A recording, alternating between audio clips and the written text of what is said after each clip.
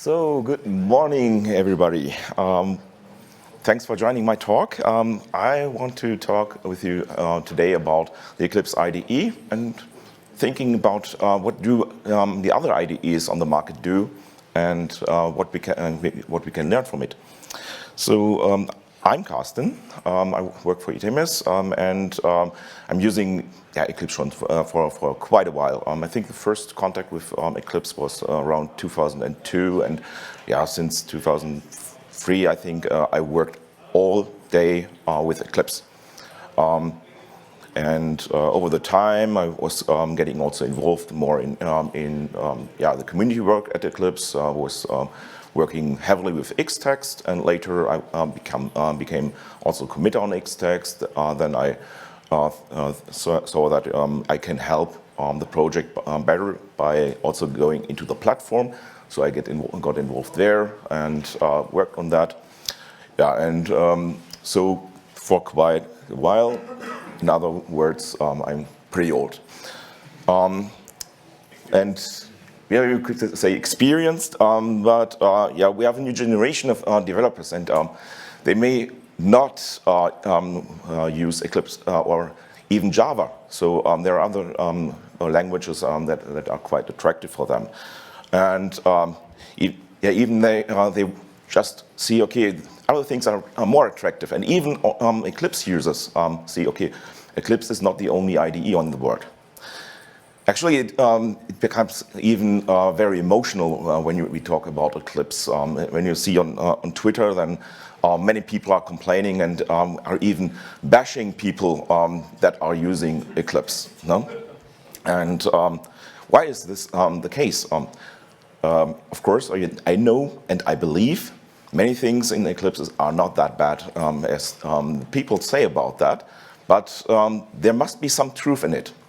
And that's the reason why Eclipse is losing over the years more and more market share. At the moment, that's the current study I found, and we see that Eclipse has only 25% users out there. Same for Visual Studio Code, but we know if we look into behind Visual Studio Code in Java, that's actually Eclipse JDT. But the users don't know this, and they don't care about that. They want to use Visual Studio. And I believe the main thing in Eclipse, the problem is the user experience. So we have to think about that. And if you see the typical honeycomb of the user experience, then there are several parts that contribute there. And at the end, we must have a product which delivers a value. And I see that we have two main pain points here. First of all, the usability. So how do I effectively work with the IDE? And second is desirability. Do I want to work with that? And this is where Eclipse has to improve. To give you an example, let's make a journey. We are a developer. We see we have a project at GitHub. We want to work on that, and heard that Eclipse might be a good IDE for working with Java. Let's take as an example JUnit. We download Eclipse, start Eclipse, and the first thing that we see is we have to open a workspace. What the hell? I don't want to work with workspaces. I want to work on a project. Yes, I know Workspace. The Workspace concept is one of the core concepts behind Eclipse, and it's very valuable if we work with larger projects. But if I want just to work on a single project now, then it's just overhead. So we cloned the project, then we want to import that. We click on the import projects, and then we see this dialog, and I want just to import a project. Now, and I have several options which do not relate to my task. No? Okay, I read through this and I think, okay, I want to clone this repository from Git and import that. So entering the URL, and the next thing that I see is this. I have to select branches. Huh? Why? I don't care. I just want to clone the repository and start working. Then we start cloning. It says, okay, we have some progress, 900,000 objects. 3 seconds later, I see that's only 700,000 or 200,000 objects disappeared. I don't know why this is happening, but it's yeah, a bad experience here. Next thing that we see is it tries to import projects. It detects, oh, there are Maven projects. Actually, JUnit is not a Maven project. It uses Gradle. But I don't know this, so I press next. The next thing that I see is this pop-up which comes up, and yeah, it says, okay, here are some connectors that are missing. I don't care about that. No, it's just distracting. I'm pressing finish, and I get a next pop-up which says, okay, if you now press continue, you will have build failures and see help for more. Which help? Where? I don't know. I have to Google it. And after the import, I have a broken workspace. Okay, now I'm more experienced. I know this is not a Maven project. I have to import this project as a Gradle project. So I do the same. I import this, and again, a broken workspace. Why? Because BuildShip is working on the build state. It does not use a workspace resolution like the M2E tooling. So you have to build first before one project can detect the other. That's just crap. Let's take a look at IntelliJ, how the experience is there. I start here, and the first thing that I can do is directly say, okay, I want to clone a project. I press next. I have to wait a bit. And we are done. No? I see the project's imported, everything has been built, everything has been tested. I see the most relevant page already, the README file, and that's just a nice experience. Another example, let's have a look at Gitpod. This I will do live. You can install the Gitpod extension for Chrome. You have some project. Oh, sorry. Thank you. So there's an extension. I press click here, and it checks out the repository, spins up an environment, installs the plugins, and tries to build everything with a single click. And here we go. I use this frequently if I have to search on some projects for code, and yeah, I don't want to clone everything, and yeah, here I can directly search. Yes, okay, we see here this project has not been optimized for Gitpod yet, but it detects this is a Java project. Do you want to install the Java extension? I press install and reload, and then it will initialize this as a Java project. So this is quite a nice experience here.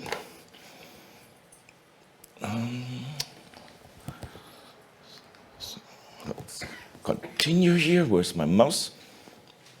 Okay. So it is important that we make a good impression on first start. It must be easy to set up and develop environment with a single click, and everything has to build and everything has to be clean. But that's not the only issue that Eclipse has. I think one important aspect is the design, so appearance of Eclipse. Here are screenshots from Eclipse Kepler. It looks the same today. Okay. 20 years back, this might be a good user interface, but nowadays, user interfaces look different. Okay, then we have the dark theme. Oops, sorry.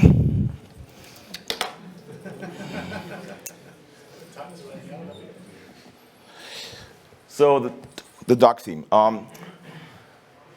If I look at this, it reminds me of very colorful. If we just look at line 16 with the annotation API, how many styles do we have in a single line? No? Someone has decided, okay, these are different tokens, and each token has to express something else.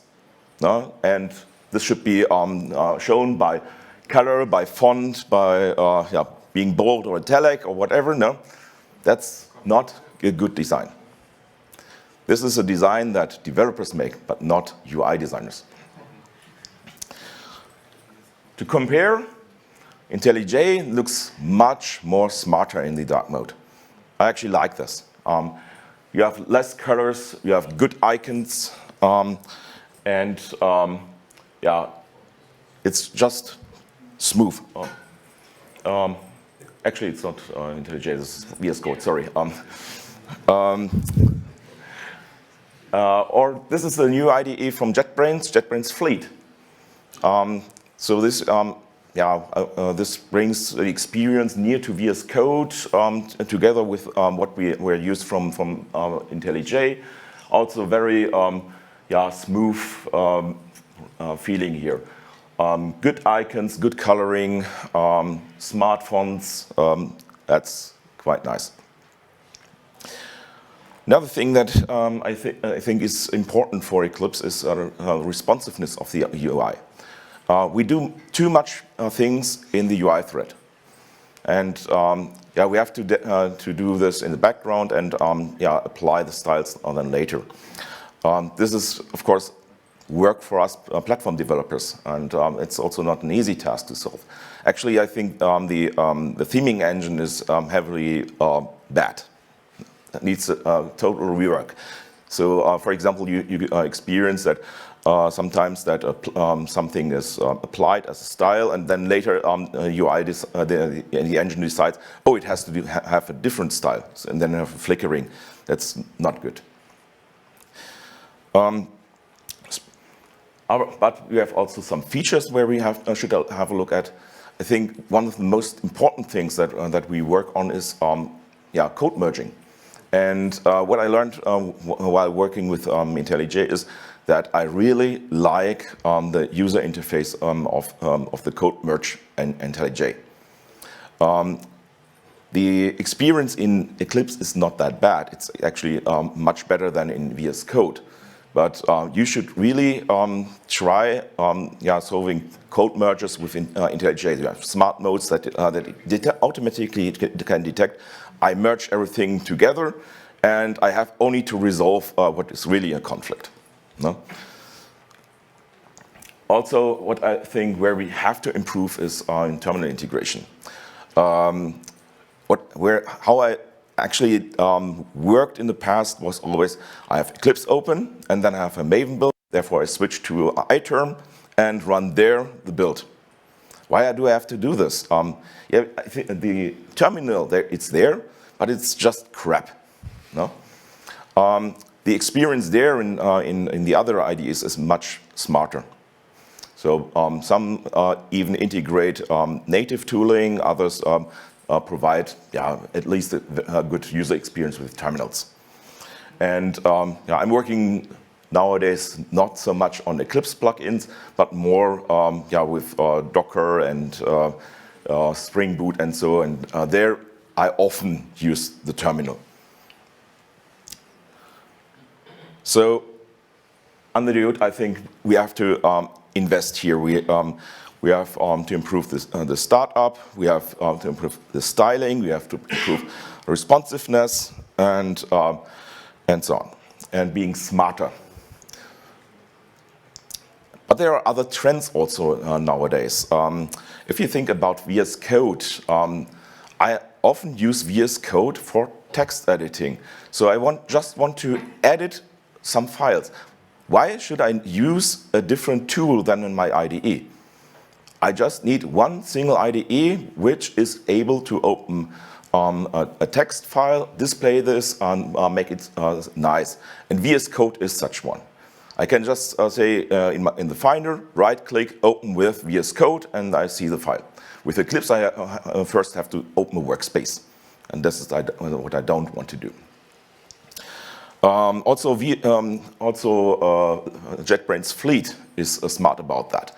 JetBrains Fleet provides you the option to have just text editing, and then you can say, okay, no, I didn't want to have more. I want to enable a smart mode, and then the real IDE kicks in. Then it starts indexing the Java projects, or detects actually what kind of project is this. Is it a Java project? Is it Maven? Is it Gradle? Is it Go? Whatever. No? And then you have all the smartness of an IDE. But for just editing some text, yeah, I don't need this. A trend, what I think is coming up, is collaboration. Actually, I did not use that so far, but I think this will become a thing.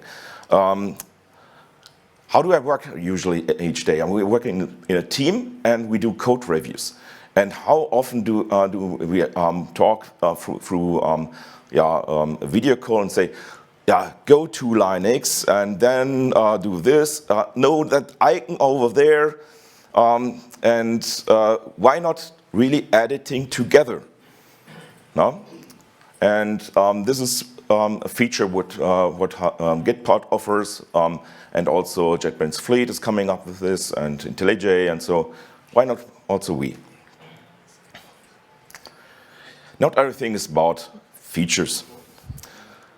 Where Eclipse IDE has also to improve is just the marketing. We have to say, this is what you need to have. Okay, it's under the hood, it's not that good, but we sell it like this. No? And one important thing that happened in the past is to separate the Eclipse brand from the IDE. In the past, it was always thinking this is the same. Eclipse means the Eclipse IDE. And one important step that has been made now is the Eclipse IDE working group. And they are caring about this, and as a result, we have a new landing page here. And actually, I like this. This is where we have to go, not only for a single web page, but for the IDE. This year is saying, this is better than ever. This is the best IDE that you can use. It is smarter than before. Here, the leading platform for you. Yeah, this is selling something. No? And yeah, then you download and see UI from 2003. But also here we have to improve. If you are new, you would use Google. Try to say, okay, I want to download Eclipse, and then I don't find this page. I'm a bit smarter. I say I want to download the Eclipse IDE. I even then do not find this page. What I find is this page, and yeah, that's a medium. Another thing where we have to improve, and this will please the Yatta guys, is the marketplace. So extensions for Eclipse. Let's see how the marketplace looks for IntelliJ. This is quite appealing, and you have a good search. It is selling something. You see, okay, there are favorites, you have comments and stars, and yeah, it just looks nice. And the same is for other marketplaces, just not for the Eclipse marketplace. This looks really old, and yeah. We have just 1,500 solutions on the marketplace, and I learned now on Monday that soon the solutions have to provide HTTPS, and everything which does not update until then will be just deleted. That's at the moment 40% of all the solutions that are in the marketplace. So the marketplace is not that big. And also the experience, what we have here when we install extensions, it's completely different. In VS Code, yeah, that's directly there. On the left side, you have a button, click on it, and it immediately appears and say, okay, here, these are the extensions. I have to just press here and install it. That's a nice experience. This is on the right side is the Eclipse Marketplace plugin. Yeah, it provides the functionality. It opens up, and I can do searches. The searches have some delay, and this does not feel fine. If you think it's just 1,500 plugins out there, why do I have to wait half a second to get a search result? That's absolutely not reasonable.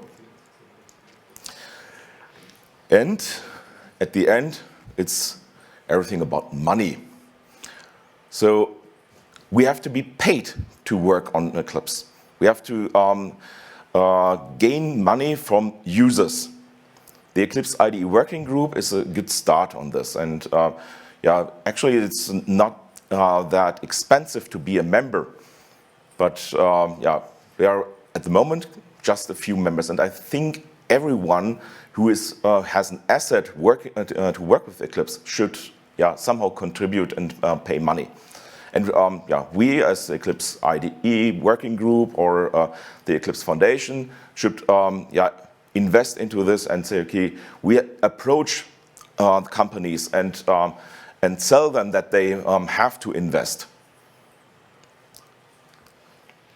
So to conclude here, we have several places where we have to improve. First of all, we must be attractive. It must be a joy to open Eclipse. It must be something that you want to have. I once was in Mannheim, and I saw an Apple reseller, and they had a good slogan. They had there things that you don't need, things you want. No? And this is what we have to sell. Developers must want Eclipse IDE because it's a joy to use it. It's fast. It's effective to use it. It's extensible. It's open. It's free, and it's at least as good as the others. And therefore, yeah, we have also to invest into getting money by doing better marketing and selling the IDE. But we as developers are not the right persons to do this. When we develop a UI, then it comes out like the dark theme. No? So yeah, everything is it's not organized. When we do projects, first we do an analysis with UX experts to talk with the customer what they really need to do and how often they do this and how they do this, and then we start to actually develop it. No? So there are other people who are much more smarter than we are as a developer, and yeah, we have to pay them. There's nothing we won't find people who do this for free. And same for marketing, sales, and so. This is not our job as a developer. We can just deliver the product and work on the product. But we need to get told what we have to do and how. So when we do not do anything, then yeah, Eclipse will die. It will not completely die, we know this. Therefore, too much companies have an asset, but we won't gain new users. We won't reach the new generations. And this is very important. We will disappear someday, no? And there must be others coming up, and they have to want to come up there. So, thanks a lot. Yeah, please don't forget to give some feedback, also negative. I can always learn.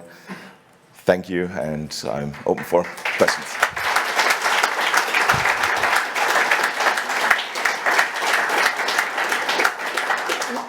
Manoj? Yeah, you mentioned about the flame, which is kind of a... Fleet. Sorry, fleet progening of IntelliJ. Yes. So do you think that kind of a model will work for us as well? Because if you create a lightweight Eclipse, rather than trying to improve something which is so heavyweight. So a question for Manoj is, do I think if we should provide something lightweight like JetBrains Fleet does? Actually, I don't know if this is really feasible to do. This is, yeah, we have the IDE, and it works as it worked before. We cannot just exchange the whole UI. When we do this, then we have something like VS Code working with language servers, and behind the core functionality is provided by the language servers. That's definitely a good thing. If I would have much money, then yeah, maybe this would be an option to write complete new IDE. But therefore, we have to think about how much money we have to invest. I took a look at the numbers from JetBrains, and they have 400 million revenue per year, and they spend half of it into research and development. Wow. No, and that's quite a number where you can move things. No, they have 1,500 employees.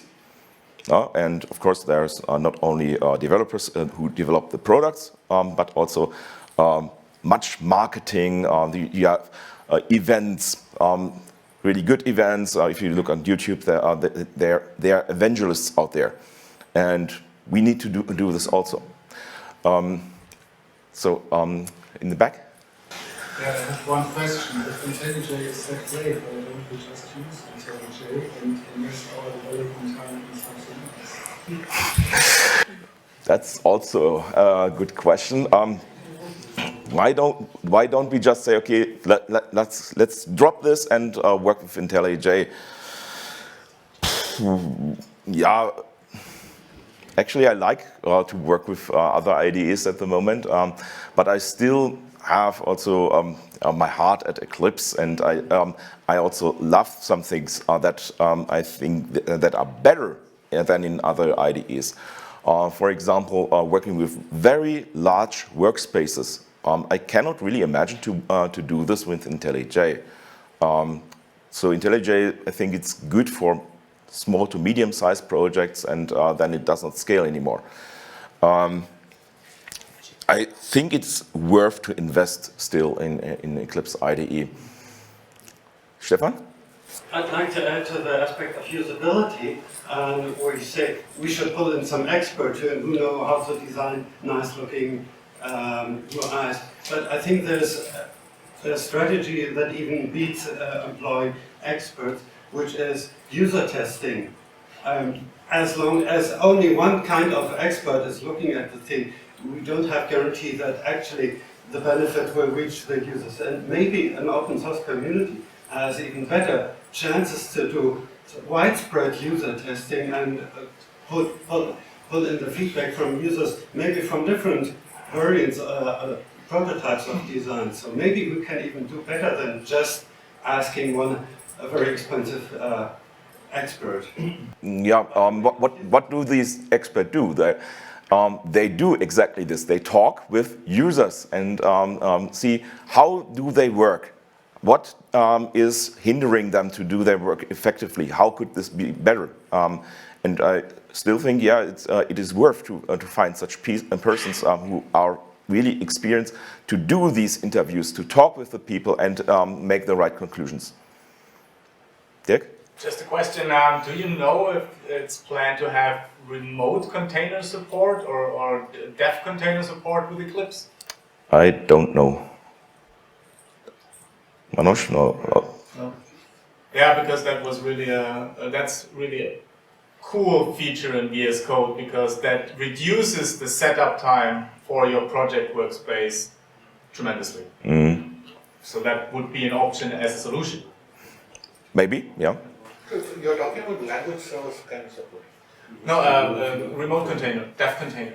So you have your workspace actually in a container, and then you're attaching your Eclipse IDE to that container, and then you don't have to install anything locally. Yeah, that's the approach that Gitpod does. No? It provides those containerized development environments, and you can say, okay, I want to save this, and I just immediately start up this. Then you have it in the cloud, but VS Code is also supporting this. If your repository contains a dev container file, you're checking out the project with VS Code, and it then opens the container and puts everything together as your working environment, and you don't have to do anything else. So all the tools, all the dependencies you need even from the tooling side is then in the container.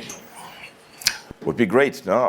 I think a bit of a problem is user interface. No? So containerized UI is a bit problematic. No? Containerized UI. Also VS Code is your local Electron application. Okay. It's only your environment, your workspace, the dependencies. If you have a Node.js project, for example, it's all in the container, but your VS Code is locally, and you're connecting your locally installed editor, VS Code is an editor, to the container. And this makes a setup with remote container really utterly fast. This is what I tested out the last weeks, and it's really great. So question is, how can we achieve this to work on that? Yeah, it would be an option. Fast startup and reproducible startup. No, that's also important. No? Yep. Yeah, I think one thing that should be advertised much more is that Eclipse is actually a community project. Because if you ask the people, I mean, probably most people that are here know this, but the people out there that get Eclipse just think it's like, okay, I get VS Code for free from Microsoft, I get IntelliJ community for free from JetBrains, and I get Eclipse from Eclipse, and the Eclipse guys do this. So if I have a problem, I talk to the Eclipse guys, and they maybe fix it or fix it not, and if they don't fix it, they are jerks and they just not interested. That's totally true. We have to advertise this, that Eclipse is an open, welcoming, extensible, changeable IDE.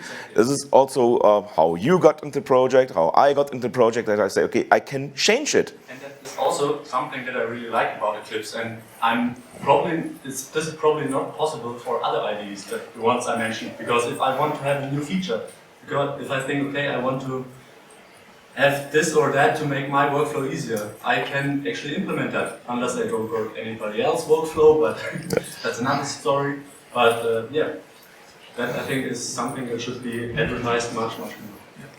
Totally agree.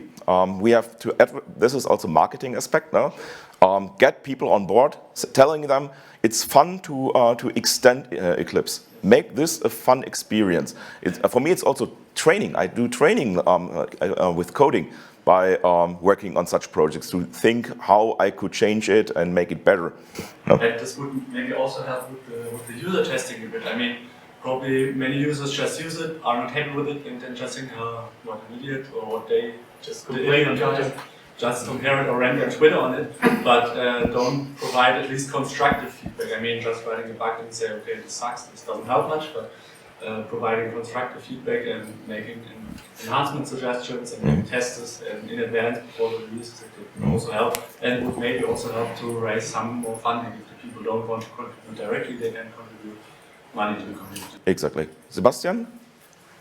It's a two-edged sword, this kind of community effort, because to some extent we are in the situation that we currently have because of everyone can contribute his single bit of nice import wizard that says I import my preferences and I put the wizard into the import project dialog. And then Karsten goes here 10 years later and shows this dialog and everyone's like, oh my god, these morons, they have all these weird wizards. And what's missing is really I would say a product management effort. Like this is, how are we supposed to, or how do we envision the Eclipse IDE from an end user perspective over time? Instead of contributing bits and pieces, we have to figure a way to work on a holistic vision towards something that is on par with what we see in other products like JetBrains with their army of usability experts and engineers, or Microsoft Visual Studio Code, which are very strict about what is possible and not possible in terms of UI contributions. So engaging and putting random stuff into the Eclipse IDE it's a dangerous path. So the real question to me is, how can we make sure that we all think the same when we think about the future Eclipse IDE? And this is something that's missing at the moment, like curating the product IDE. Yeah, also totally agree. We need a clear common vision about this, and not say, okay, I think I have to change it here, someone else thinks he changes something else. There must be some guidance. Last question, I think, yeah, Jonas? Huh? Thank you, Karsten, for this great talk. Yeah. And it's waking us all up. And you make some advertisement for the IDE working group. And I would like to stand all my colleagues up in the front here, that you see they're actually here. And everybody's talking about it, bringing it together. So we have Professor from SAP, Miller from Yata, and Mark is our chair from the steering council. So please get in touch with us, making this part go into one product and addressing all these topics you brought up here to make it bring back this community thinking into the IDE. Thanks for that. I hope you get in touch with us so that we can move again in this community and get all this effort back and gain everything for us and bring from developers for developers. That's the difference with other IDEs. And thank you for starting this initiative. So, thank you a lot. See you around.